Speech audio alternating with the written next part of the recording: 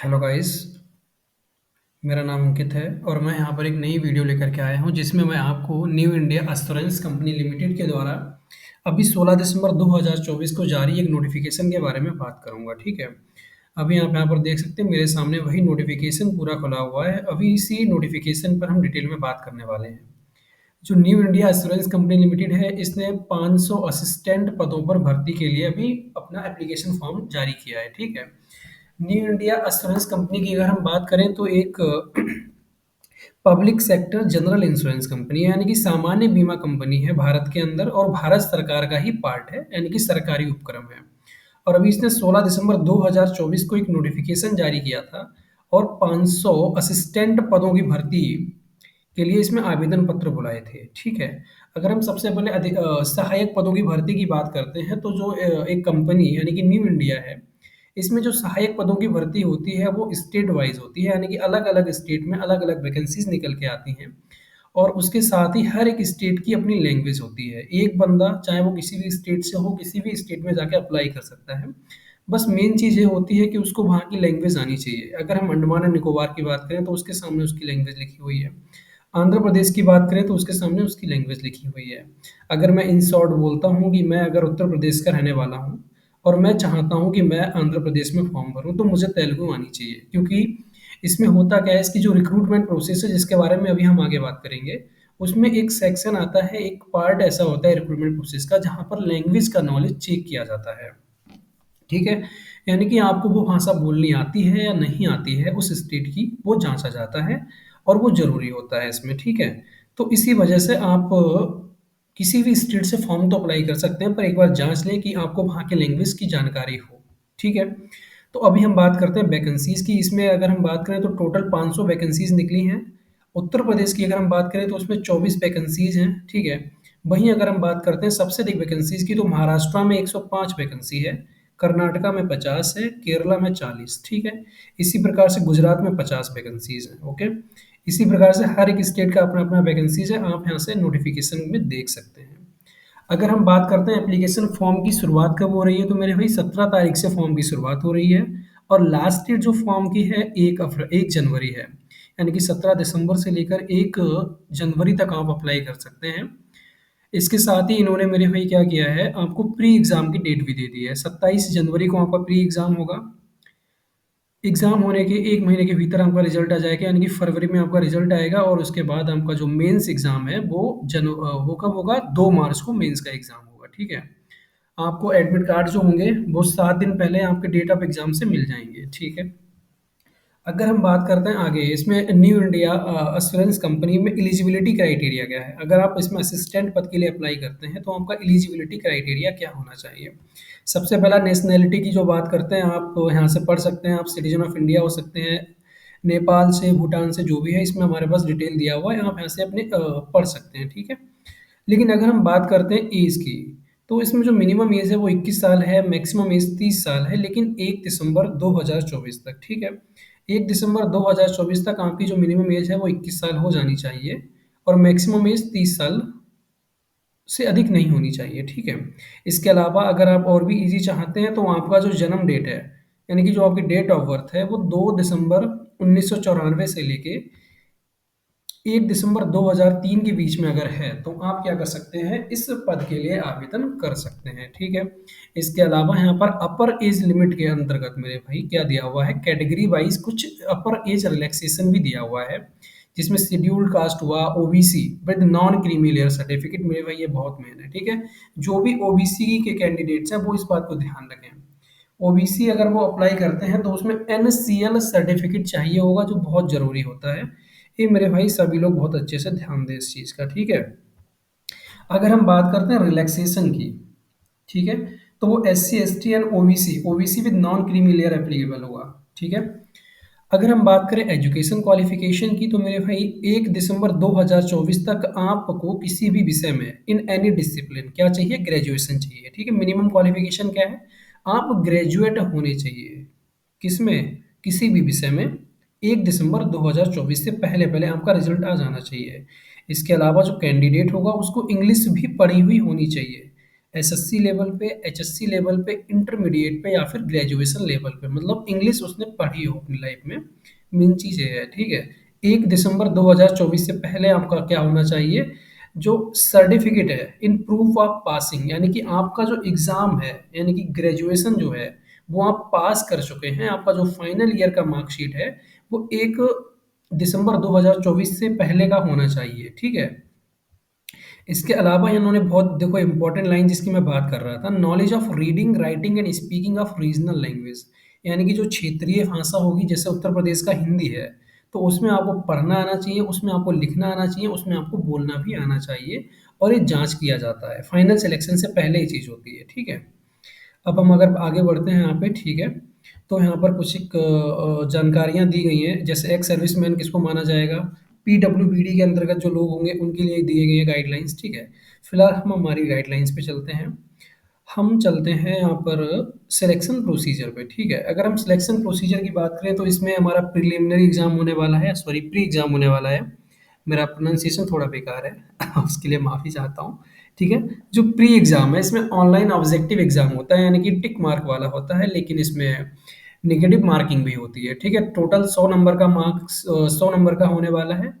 1 घंटे का एग्जाम होगा, 3 सेक्शन होंगे, इंग्लिश का सेक्शन, रीजनिंग का सेक्शन और न्यूमेरिकल एबिलिटी का सेक्शन, ठीक है मेरे भाई। रीजनिंग में इसमें कितने क्वेश्चन आएंगे आपके पास, देख सकते हैं नंबर ऑफ क्वेश्चन कितना है, नंबर ऑफ क्वेश्चन 30 है, मार्क्स कितना है, 30 दिया हुआ है। टेस्ट ऑफ रीजनिंग में 35 क्वेश्चन, 35 नंबर का। न्यूमेरिकल एबिलिटी यानी कि क्वांट या डाटा इंटरप्रिटेशन इसमें शामिल होता है, 35 क्वेश्चन मेरे भाई, 35 नंबर का। क्वेश्चन का पेपर काफ़ी यूज होता है, अगर आप बैंकिंग की तैयारी करते हुए आ रहे हैं और आपने बैंक क्लर्क के एग्जाम दिए हैं तो उसी लेवल का एग्जाम होता है। इन शॉर्ट बोलूँ तो RRB clerk and IBPS clerk level का एग्जाम होता है, लेकिन कट ऑफ इसकी लास्ट ईयर जो गई थी, मतलब जो लास्ट वैकेंसी में जिसमें मेरा इसमें सिलेक्शन हुआ था उसमें 92 कट ऑफ गई थी उत्तर प्रदेश राज्य की। स्टेट वाइज इसकी क्या होती है, कट ऑफ आती है, ठीक है, असिस्टेंट के एग्जाम में। वैसे अगर मेंस एग्जाम की बात करें तो मेरे भाई 250 नंबर का मेन एग्जाम है। 2 घंटे का टाइम उसमें टोटल आपको दिया जाएगा, कंपोजिट टाइम नहीं है, सेक्शन वाइज टाइम होता है, ठीक है। और सेक्शन वाइज टाइम कितना है वो आप यहाँ पर देख सकते हैं। अगर हम सेक्शन वाइज क्वेश्चंस की बात करें तो इसमें टोटल 200 क्वेश्चन आने हैं, 40-40-40 के 5 सेक्शन होता है, इंग्लिश का, रीजनिंग का, जो न्यूमेरिकल एबिलिटी का, कंप्यूटर नॉलेज का एंड जनरल अवेयरनेस का, ठीक है। मीडियम ऑफ एग्जाम की बात करें तो इंग्लिश वाले को छोड़ के बाकी सब बाईलिंगुअल होता है, ठीक है, अन्य 4 सेक्शन। और इसमें भी क्या होता है हमारा भाई, मिनिमम टोटल स्कोर आपको ऑब्टेन करना पड़ेगा, क्या करना पड़ेगा, मिनिमम टोटल स्कोर, यानी कि एक कट ऑफ बनेगी कंपनी की, सॉरी प्रोसेस में वो आपको पार करनी पड़ेगी। कट ऑफ से नीचे रहने पर आप क्या हो जाओगे, फेल हो जाओगे। कट ऑफ क्लियर करने के बाद आप किसके लिए बुलाए जाओगे, रीजनल लैंग्वेज टेस्ट के लिए। मेंस एग्जाम के बाद आपका फाइनल सिलेक्शन नहीं होता है, याद रखना, ठीक है। मेंस एग्जाम पास करोगे उसके बाद आप शॉर्टलिस्ट होगे रीजनल लैंग्वेज टेस्ट के लिए, उसमें आपको जाना पड़ेगा और उसके बाद आपकी क्या बनेगी, फाइनल कट ऑफ बनेगी। लेकिन आप यहाँ पर देख लें, no separate marks will be awarded for regional language test, यानी कि जो इसमें एग्जाम में आपका जो सिलेक्शन होगा वो एक्चुअली मेंस एग्जाम के बेस पे ही होगा, ठीक है। लेकिन लेकिन आपको रीजनल लैंग्वेज टेस्ट पास करना पड़ेगा, यानी कि आपको उस क्षेत्र की भाषा आती है या नहीं है दिखाना पड़ेगा। हालांकि जो आपका फाइनल कट ऑफ बनेगा वो मेंस के एग्जाम पे ही बनेगा, ठीक है। और इसमें जो हमारे टाइम पे जो रेशियो में इन्होंने बच्चे बुलाए थे लैंग्वेज टेस्ट के लिए, उसमें 1:3 में थे, यानी कि अगर 3 बच्चे बुलाए थे तो उसमें से एक का सिलेक्शन हुआ था, ठीक है। अब आगे बढ़ते हैं। अब हम यहाँ पे बात करते हैं पेनल्टीज की। अगर आप मेंस एग्जाम में या फिर प्रीलिम्स के एग्जाम में कुछ भी गलत आंसर करते हैं, मार्क करते हैं, तो आपका उस नंबर का क्या होता है, 1/4 कट जाता है। अगर 1 नंबर का क्वेश्चन है तो उसका 1/4 आपका ऐसा पेनल्टी काट लिया जाएगा, ठीक है। अगर हम आगे बात करते हैं, ठीक है, ओके, ओके, ओके, ओके। बाकी आप फॉर्म भरेंगे इसमें, एप्लीकेशन अगर आप अप्लाई करना चाहते हैं तो आपको कहाँ से अप्लाई करना होगा, तो आप यहाँ से देख सकते हैं आप कहाँ से अप्लाई करेंगे। इसके लिए वेबसाइट दी हुई है इन्होंने, ठीक है। कंपनी का अपना ऑफिशियल वेबसाइट है https://newindia.co.in, ठीक है। आप इस वेबसाइट से क्या कर सकते हैं, इस फॉर्म को डायरेक्ट अप्लाई कर सकते हैं, या फिर मैं भी आपको करके बता दूंगा, ठीक है, मैं भी आपको करके बता दूंगा, टेंशन लेने की बात नहीं है। और यहाँ पर आप देख सकते हैं इसके नोटिफिकेशन में, यहाँ पर प्री एग्जाम के लिए और मेंस एग्जाम के लिए जो सेंटर्स हैं उनकी डिटेल भी दी हुई है। अगर हम एप्लीकेशन फीस की बात करें तो जो SC ST के कैंडिडेट होते हैं या जो फिजिकल जो कैंडिडेट्स हैं फिजिकल इम्पेयर्ड और जो एक्स सर्विसमैन हैं उनके लिए 100 रुपये फीस है। और उसके अतिरिक्त यानी कि general, OBC and EWS category के जो स्टूडेंट्स हैं उनके लिए ₹850 क्या होगी इसमें फीस रखी गई है। अगर हम बात करते हैं हाउ टू अप्लाई की, तो सबसे पहले आपको इसमें अप्लाई करने के लिए आपके पास कुछ चीज़ें होनी चाहिए। आपको सबसे पहले रजिस्ट्रेशन करना पड़ेगा। इसके साथ ही आपको अपना एक फ़ोटोग्राफ यहाँ पे अपलोड करना पड़ेगा। एक ब्लैक पेपर पे सॉरी व्हाइट पेपर पे ब्लैक इंक से किया हुआ साइन किया हुआ आपको अपना सिग्नेचर भी अपलोड करना पड़ेगा। लेफ्ट थंब इम्प्रेशन आपका अपलोड होता है, ठीक है? बाएँ हाथ के अंगूठे का निशान आपको यहाँ पे अपलोड करना पड़ता है व्हाइट पेपर पे, ब्लैक या ब्लू इंक में। और इसके अतिरिक्त एक हैंड रिटन डिक्लेरेशन होता है, यानी कि अपने हाथ से लिखा हुआ स्व घोषणा पत्र भी आपको यहाँ पे क्या करना होगा, अपलोड करना होगा एप्लीकेशन रजिस्ट्रेशन के टाइम पे, ठीक है? ये व्हाइट पेपर पे होता है, इसको ब्लैक इंक से लिखना है, ठीक है? मेन है ब्लैक इंक से लिखना है व्हाइट पेपर पे। और अगर हम बात करते हैं कि भैया हमारा जो हैंड रिटन डिक्लेरेशन है उसमें क्या लिखना है, तो आप यहाँ से नोट कर सकते हैं। ये वाला क्रॉस आप लोग स्क्रीनशॉट ले लीजिए, मैंने हाईलाइट किया हुआ है यहाँ से, ठीक है? आई डैश नेम आपका कैंडिडेट आएगा। Hereby declare that all the information submitted by me in the application form is correct, true and valid. I will present the supporting documents as and when required, ठीक है? और इसको मेरे भाई English में ही upload करना है, ठीक है? आप अपनी क्षेत्रीय भाषा में इसको अपलोड ना करें।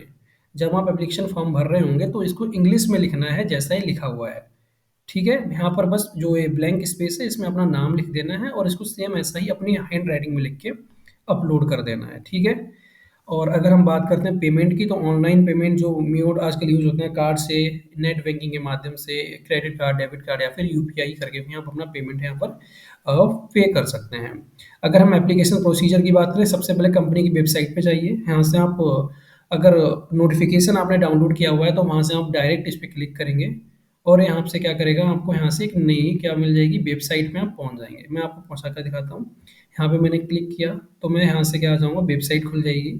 इस वेबसाइट में आप यहाँ पे क्विक हेल्प में जाएँगे, ठीक है? क्विक हेल्प में जाना है, क्विक हेल्प से आप रिक्रूटमेंट में जाइए। कहाँ जाएँगे आप? रिक्रूटमेंट में जाएँगे।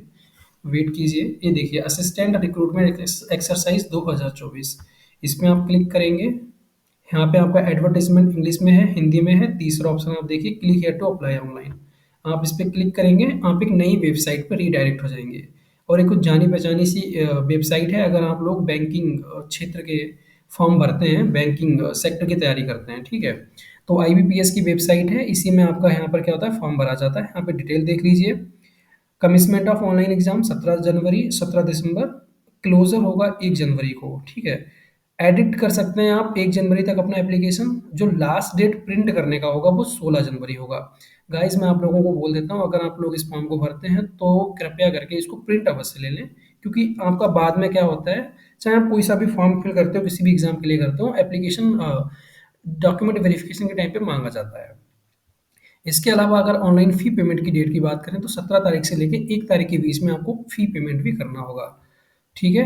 यहाँ से आप देख लीजिए। और अगर आप अपना अपना इसमें रजिस्ट्रेशन करना चाहते हैं तो click here for new registration पे जाएँगे। यहाँ से आप लोग अपना डिटेल फिल करेंगे, ठीक है? टोटल 6 स्टेप में फॉर्म होता है। सबसे पहले बेसिक इन्फो भरिए, फिर यहाँ पे फ़ोटो एंड सिग्नेचर अपलोड होगा। यहाँ पर आपका एजुकेशन डिटेल आता है। फिर इधर आपका 4th स्टेप, जब आप एजुकेशन डिटेल फिल कर देते हैं, अपना अगर कहीं पे जॉब जॉब करते हैं, उस सब की जानकारी यहाँ पर फिल होती है 3rd स्टेप में। 4th स्टेप में आपके पास प्रीव्यू होता है। 5th स्टेप जो होता है उसमें आपको अपना लेफ्ट थंब और हैंड रिटन डिक्लेरेशन अपलोड करना होता है। एंड जो लास्ट पेमेंट होता है वो होता है, लास्ट ऑप्शन होता है पेमेंट का। फीस आपको पता ही है ₹100 अगर आप SC/ST और पीडब्ल्यूडी वाले या फिर एक्स सर्विसमैन है, और इनको छोड़कर अगर आप ओबीसी या जनरल कैटेगरी से हैं तो ₹850 आपकी फ़ीस होगी, ठीक है? तो गाइस इस तरीके से आप इस फॉर्म को भर सकते हैं। इसके अलावा आप अन्य वेबसाइट्स का भी यूज़ कर सकते हैं, जैसे कि आप sarkari-exam.com, ठीक है? इसका आप यूज़ कर लीजिए। sarkarresult.com, इसके सेक्शन में चले जाइए। आपको क्या होगा, आप इसको बड़ी आसानी से क्या करेंगे, इसको आप फॉर्म को ढूँढ सकते हैं, ठीक है? वहाँ पर भी ये फॉर्म के लिंक अपलोड होंगे। इसके अतिरिक्त इस फॉर्म का जो ये लिंक है, इस कंपनी का जो वेबसाइट का लिंक है, मैं इस वीडियो के सेक्शन में क्या उसमें सॉरी डिस्क्रिप्शन बॉक्स में डाल दूँगा। इसके अलावा पिन कर दूँगा इसको कमेंट में भी, ठीक है? आपको आपका जो ये फॉर्म है तब तक सबमिट नहीं माना जाएगा जब तक आप इसमें फ़ीस जमा नहीं कर देंगे, ठीक है? अगर हम फ़ोटोग्राफ की गाइडलाइंस की बात करें तो आप देख सकते हैं 20 से 50 केबी का फ़ोटोग्राफ होना चाहिए आपका, ठीक है? फ़ोटोग्राफ का जो साइज़ है वो 20 से 50 केबी है। अगर लेफ्ट थंब इम्प्रेशंस की बात करें तो वो 10 से 20 केबी होगा आपका। लेफ्ट थंब इम्प्रेशन 20 से 50 केबी है एंड जो सिग्नेचर है वो 10 से 20 केबी का होना चाहिए, ठीक है? ओके, बाकी तो नॉर्मल है, आप अब इसको कर सकते हैं। ठीक है। तो आई थिंक गाइस आपको ये वीडियो अच्छी लगी होगी। अगर आपको इस वीडियो में दी गई जानकारी आपको पसंद आई है तो कृपया करके मेरे चैनल को सब्सक्राइब कर दीजिए। और अभी-अभी मैंने नया शुरू किया है, ठीक है? ये हमारा नया चैनल है। इससे पहले तो शायद मैंने किया था, लेकिन बहुत पहले ट्राई किया था, तब अलग चीज़ों के लिए करता था मैं। अब फ़िलहाल मैं अभी अगर मैं अपनी बात करूँ, मेरा नाम अंकित गंगवार है और मैं new India assurance company limited में एक असिस्टेंट के तौर पे मैं इसी कंपनी में कार्यरत हूँ। अभी 2023 का जो वैकेंसी हुआ था, उसमें मेरा इसमें सिलेक्शन हुआ था, ठीक है? और अभी मैं इसमें असिस्टेंट के तौर पे हूँ। अब मैं बात करता हूँ इस अपने बारे में, थोड़ा बता दिया मैंने आपको, ठीक है। तो गाइज़ मैंने अभी-अभी ये नया चैनल शुरू किया है। मैं यहाँ पर इसी तरीके की जानकारी भरी वीडियोज़ आपको देता रहूँगा, जो आपके काम की वीडियोज़ होंगी। ख़ास तौर पे जो बैंकिंग क्षेत्र के एम्प्लॉयी हैं, सॉरी एस्पायरेंट्स हैं, या जो भी हमारे भाई लोग बैंक या इंश्योरेंस सेक्टर की तैयारी कर रहे हैं, उन कंपनियों में जॉब के लिए अप्लाई करना चाहते हैं, उनकी जितनी हेल्प मैं मेरे एक्सपीरियंस से, मेरे नॉलेज से कर सकता हूँ, मैं इस चैनल के माध्यम से करने की कोशिश करूँगा। इस तरीके की जानकारी की वीडियोज़ मैं आपके लिए लाता रहूँगा। साथ ही इसके अलावा कुछ अन्य चीज़ें जो आपको बैंकिंग क्षेत्र में, प्रिपरेशन में, या फिर आपकी इस जो जर्नी हमने शुरू की है, बैंक में नौकरी पाने की या इंश्योरेंस कंपनी में नौकरी पाने की, इसमें जो भी सहायता मैं मेरी तरफ से कर पाऊँगा, इस चैनल पे मैं आपको प्रोवाइड करूँगा, ठीक है? इसके अलावा अगर आपको कोई भी क्वेरी, कुछ भी सवाल इस कंपनी के बारे में पूछना हो या इस वैकेंसी के बारे में पूछना हो, आप मुझसे डायरेक्ट कमेंट बॉक्स में कमेंट ड्रॉप कर दीजिए। मैं आपका जितना जल्दी होगा रिप्लाई करने की कोशिश करूँगा, ठीक है? बाकी मिलते हैं जल्दी किसी नई वीडियो में। बाकी एक बार फिर मैं आप लोगों से रिक्वेस्ट करूँगा, भाई शुरुआत की है, सपोर्ट चाहिए होगा आप लोगों का। चैनल को सब्सक्राइब कर दीजिए, वीडियो लाइक कर दीजिए, शेयर कर दीजिए अपने भाइयों में। अपने जो एस्पायरेंट्स हैं, बैंकिंग एस्पायरेंट्स हैं, उनके साथ बाँट दीजिए। हम मिलेंगे इसी चैनल पे बहुत जल्दी, ठीक है? धन्यवाद।